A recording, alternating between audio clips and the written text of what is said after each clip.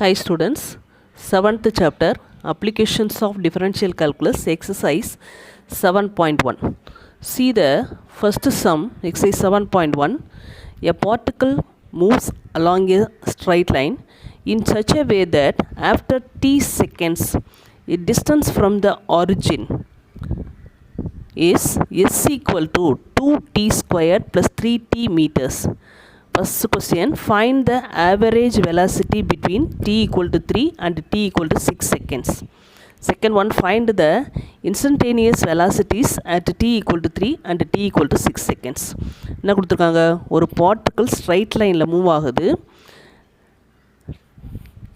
இங்கே distance value ஃபங்க்ஷனில் கொடுத்துருக்காங்க t செகண்ட்ஸில், ஓகே, டிஸ்டன்ஸை மீட்டர்ஸில் கொடுத்துருக்காங்க, டைம் வந்து கொடுத்துருக்காங்க. s equal to 2t squared plus 3t. எனக்கு ஆவரேஜ் வெலாசிட்டி வேணும், இன்ஸ்டன்டேனியஸ் வெலாசிட்டி வேணும், ஓகே. இப்போ given s equal to 2t squared plus 3t. Average velocity formula f of b minus f of ba divided by b minus c. Okay, average velocity formula. இப்போ எனக்கு என்ன கொடுத்துருக்காங்க, t equal to 3, t equal to 6 செகண்ட்ஸில் வேணும். அப்போ a equal to 3, a equal to 6ன்னு எடுத்துக்கிறேன், sorry b equal to 6ன்னு எடுத்துக்கிறேன். a equal to 3, b equal to 6. இங்கே ஃபங்க்ஷன் எனக்கு எஸ்ஸில் கொடுத்துருக்கிறதுனால நான் இந்த ஃபார்முலாவை எப்படி எழுதிக்கிறேன், s of 6 minus s of 3. s of bக்கு பதிலாக 6 minus s of 3 divided by 6 minus 3. s of 6னா அந்த ஃபங்க்ஷனில் நான் tக்கு பதிலாக என்ன சப்ஸ்டியூட் பண்ணணும், 6 சப்ஸ்டியூட் பண்ணணும், ஓகே. அப்போ 2 into 6 squared plus 3 into 6 minus, அடுத்து s of 3னா t இருக்கிறதுல 3 சப்ஸ்டியூட் பண்ணுறேன், 2 into 3 squared plus 3 into 3 divided by 6 minus 3, 3, okay. இதை சிம்ப்ளை பண்ணால் 36 into 2, 72 plus 18 மைனஸ், இங்கே 9 2s are 18 plus 9, okay. 72 plus 18 just minus எலமெண்ட்லேயே பண்ணுறோம், minus 18 minus 9 divided by 3 plus 18 minus 18 cancel, balance 72 minus 9 63 by 3 cancel பண்ணால் 21. Average velocity equal to velocity, இங்கே டிஸ்டன்ஸை மீட்டரில் கொடுத்துருக்காங்க, டைமை செகண்ட்ஸில் கொடுத்துருக்காங்க, அப்போ 21 metre per second, okay, average velocity. அடுத்து எனக்கு இன்ஸ்டன்டேனியஸ் வெலாசிட்டி வேணும். அப்போ என்ன பண்ணுறோன்னா டிஃப்ரென்ஷியேட் பண்ணுறோம் வெலாசிட்டியை, டிஸ்டன்ஸை ஒன் டைம் டிஃப்ரென்ஷியேட் பண்ணால் வெலாசிட்டி கிடைக்கும், ஓகே. இந்த கொடுத்துருக்க டிஸ்டன்ஸை ஒன் டைம்ஸ் டிஃப்ரென்ஷியேட் பண்ணால் எனக்கு வெலாசிட்டி. அப்போ v equal to ds by dt. அப்போ கொடுத்துருக்க டேமை டிஃப்ரென்ஷியேட் பண்ண போகிறோம். 2t ஸ்கொயர் டிஃப்ரென்ஷியேட் பண்ணால் என்ன கிடைக்கும், 4t, பவர் ஃப்ரண்ட்டில் வந்துடும் இல்லையா, 4t ப்ளஸ் 3. அப்போ ds by dt equal to 4t plus 3. இங்கேயும் எனக்கு என்ன வேணும், time equal to 3, t equal to 6. அப்போ at t equal to 3 instantaneous வெலாசிட்டிஸ்னால் என்ன பண்ணுறோம், அப்படி டிஃப்ரென்ஷியேட் பண்ணிவிட்டு டிஸ்டன்ஸை அதை வீண் எடுத்துகிட்டு t ஈக்குவல் டு 3 சப்ஸ்டியூட் பண்ணுறேன். அப்போ இதில் t ஈக்குவல் டு 3 சப்ஸ்டியூட் பண்ணனா 12 ப்ளஸ் 3 15. t ஈக்குவல் டு 6 சப்ஸ்டியூட் பண்ணனா 24 ப்ளஸ் 3 27. அப்போ t ஈக்குவல் டு 3 சப்ஸ்டியூட் பண்ணும்போது velocity 15 metre per second. t equal to 6 substitute பண்ணும்போது velocity 27 metre per second. Average velocity means ஃபார்முலாவில் சப்ஸ்டியூட் பண்ணி போடுறோம். இன்ஸ்டன்டேனியஸ் வெலாசிட்டினா கொடுத்துருக்க டிஸ்டன்ஸை டிஃப்ரென்ஷியேட் பண்ணி சப்ஸ்டியூட் பண்ணியிருக்கோம், okay. Second sum, a camera is accidentally knocked off an edge of a cliff 400 feet high. The camera falls a distance of s equal to 16t squared in t seconds. First question, how long does the camera fall before it hits the ground? Second one, what is the average velocity with which the camera falls during the last 2 seconds? Third one, what is the instantaneous velocity of a camera when it hits the ground? Okay, என்ன கொடுத்துருக்காங்க, ஒரு கிளிப்போட height வந்து 400 ஃபீட்டில் இருக்குது. Camera அங்கேருந்து down ஆகி கீழே விழுது. அதோட டிஸ்டன்ஸை வந்து எப்படி கொடுத்துருக்காங்க, ஒரு ஃபங்க்ஷனாக கொடுத்துருக்காங்க, x equal to 16t square. எனக்கு என்ன வேணும், how long does the camera fall before it hits the ground. கிரவுண்டில் விழும்போது எவ்வளோ டைம் ஆகும் இல்லையா, கேமரா விழுற டைம் கேட்டிருக்காங்க. Second sum, given s equal to 16t square, height of the cliff 400 feet, அதை எஸ்ன்னு எடுத்துக்கிறேன். அப்போ எஸ்ஸுக்கு பதிலாக என்னது டிஸ்டன்ஸு 400, இதுவும் டிஸ்டன்ஸ் தான், இதுவும் டிஸ்டன்ஸ் தான்.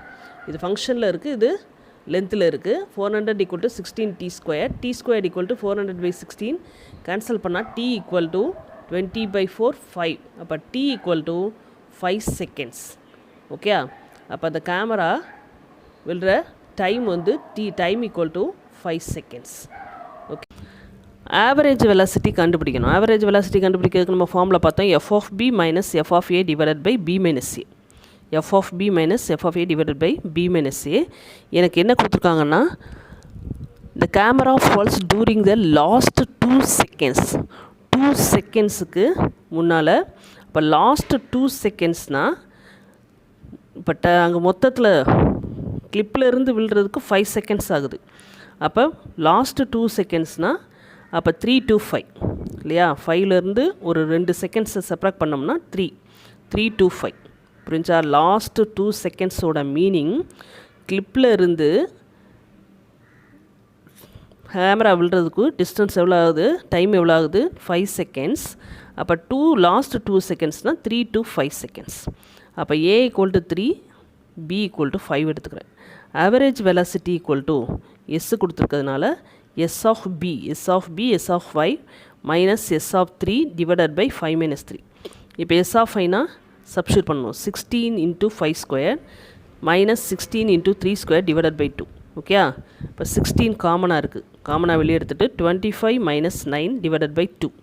ஓகே, அப்போ 16 சப்ராக்ட் பண்ணாலும் 16 divided by 2 கேன்சல் பண்ணனா 8. 128 ஃபீட்டில் கொடுத்துருக்காங்க. இங்கே ஃபீட் பெர் செகண்ட்ஸ்.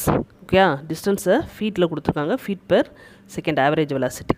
எடுத்து எனக்கு என்ன வேணும், இன்ஸ்டன்டேனியஸ் வெலாசிட்டி வேணும்.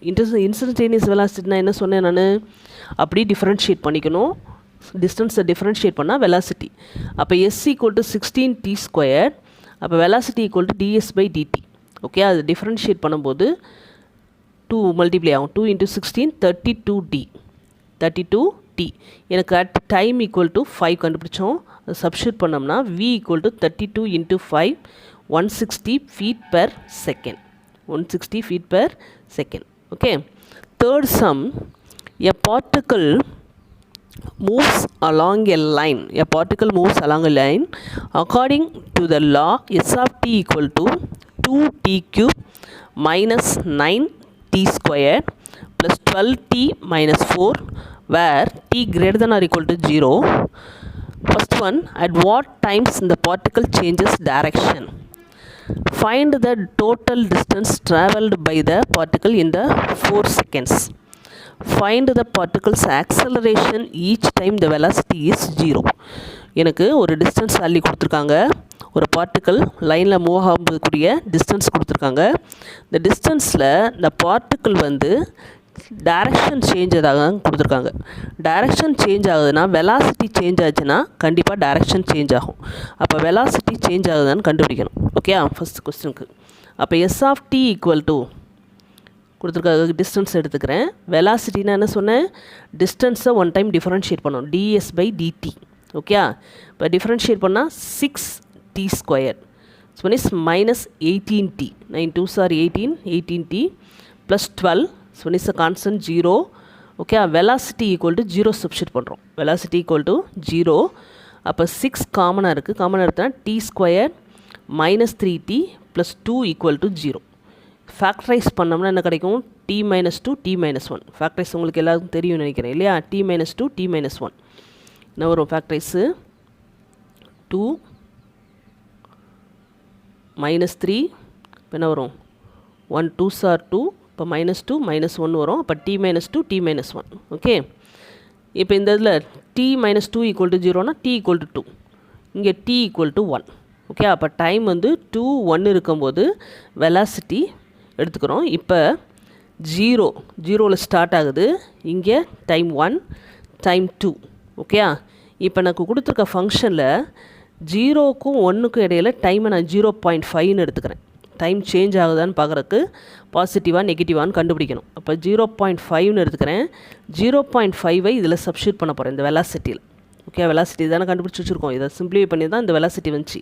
இதில் சப்ஸ்டியூட் பண்ண போகிறேன். இப்போ t - 2 t - 1ன்னு எடுத்துக்கிறேன். 0.5 போட்டால் 0.5 - 2 நெகட்டிவ். பாசிட்டிவாக நெகட்டிவாக தான் தேவை. Okay, 0.5 -1 minus into minus plus ஆயிரும். 6ஆல் மல்டிப்ளை பண்ணாலும் ப்ளஸ் தான். ஓகே, அதே மாதிரி 1.5 1க்கும் 2க்கு இடையில் 1.5 எடுத்து சப்ஸ்டியூட் பண்ணால் 1.5 -2 negative, 1.5 - 1 positive. Okay, multiply negative. Next 2க்கு மேலே போனோம்னா 2.5 எடுத்துக்கிறேன். என்னன்னாலும் எடுத்துக்கலாம். 2.5 இங்கே 2.5 - 1 ப்ளஸ்ஸு 2.5 - 1 ப்ளஸ்ஸு ப்ளஸ் ஆயிரும். அப்போ சைன் சேஞ்சஸ் இருக்குது இல்லையா? ப்ளஸ்ஸு மைனஸு ப்ளஸ் இருக்கிறதுனால velocity changes it's sign at t = 1 t = 2ல் 1லையும் 2லையும் என்ன இருக்குது? சைன் சேஞ்ச் இருக்குது. அப்போ தேர்ஃபோர் டைரக்ஷன் ஆல்சோ சேஞ்ச் ஆகும். அப்போ direction changes when t = 1 seconds t = 2 seconds. Velocity changes ஆனால் டைரக்ஷனும் கண்டிப்பாக சேஞ்ச் ஆகும். ஓகே, செகண்ட் கொஸ்டின் என்ன கேட்டிருக்காங்க?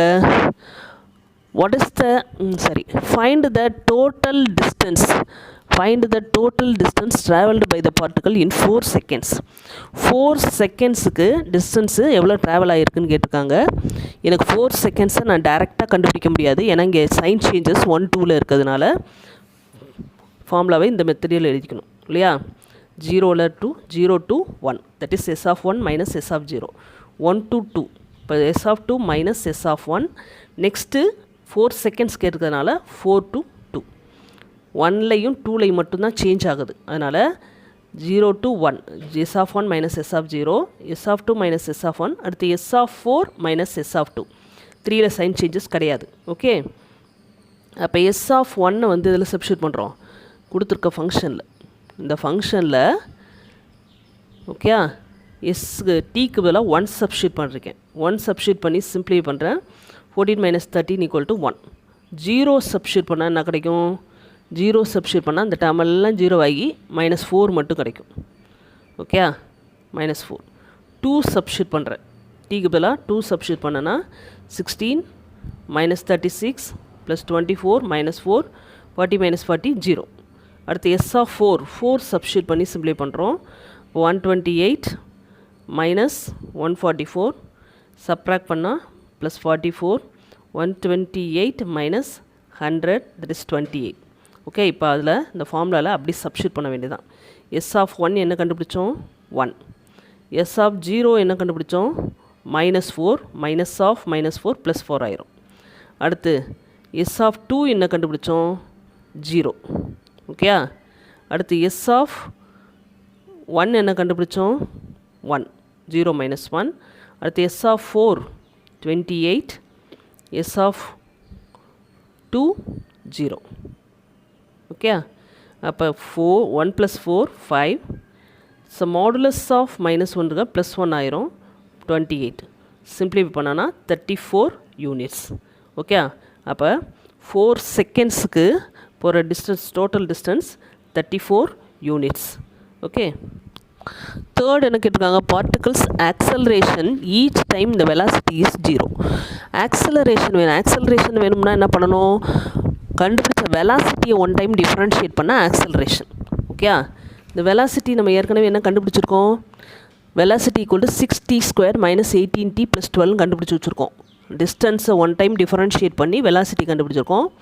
இந்த வெலாசிட்டியை 1 டைம் டிஃப்ரென்ஷியேட் பண்ணால் A = dv/dt டிஃப்ரென்ஷியேட் பண்ணால் 12t - 18 0 ஆயிரும். ஓகே, இப்போ நமக்கு என்ன கண்டுபிடிச்சோம்? டைம் = 2 1ல் சேஞ்சஸ் ஆகுது கண்டுபிடிச்சிருக்கோம். அதை தான் கண்டுபிடிக்க போகிறோம்.